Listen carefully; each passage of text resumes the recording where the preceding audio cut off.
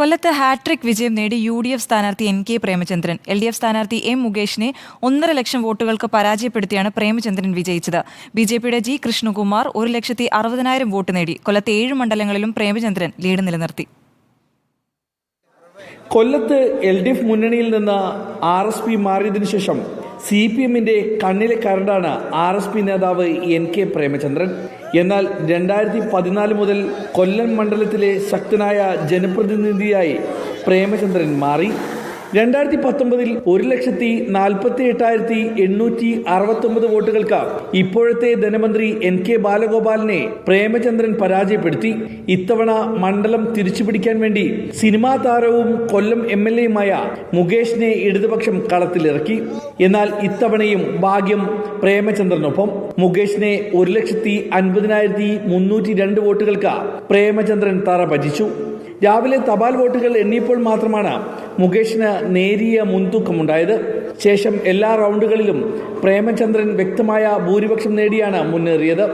2019-നേക്കാൾ 1,433 വോട്ടുകളുടെ ഭൂരിപക്ഷവും ഇത്തവണ പ്രേമചന്ദ്രൻ ഉയർത്തി. 4,43,628 വോട്ടുകൾ പ്രേമചന്ദ്രൻ നേടിയപ്പോൾ മുകേഷ് 2,93,326 വോട്ടുകൾ നേടി. ബി.ജെ.പി സ്ഥാനാർത്ഥി ജി. കൃഷ്ണകുമാർ 1,63,210 വോട്ടുകളാണ് നേടിയത്. 48.45% വോട്ടുകളും പ്രേമചന്ദ്രന് അനുകൂലമായിരുന്നു.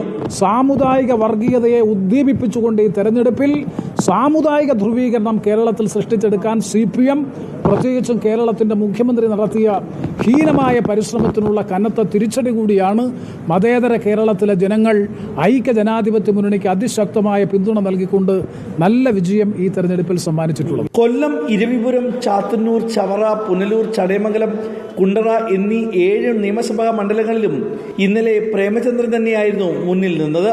ഇടതുപക്ഷത്തിന്റെ വോട്ടിൽ എവിടെയാണ് ചോർച്ച സംഭവിച്ചത് എന്ന് പാർട്ടി പരിശോധിക്കുന്നുണ്ട്. ഒരു മണ്ഡലത്തിൽ പോലും ലീഡ് ഉയർത്താൻ സാധിക്കാത്തത് ഇടതുപക്ഷത്തിന് തിരിച്ചടിയാണ്.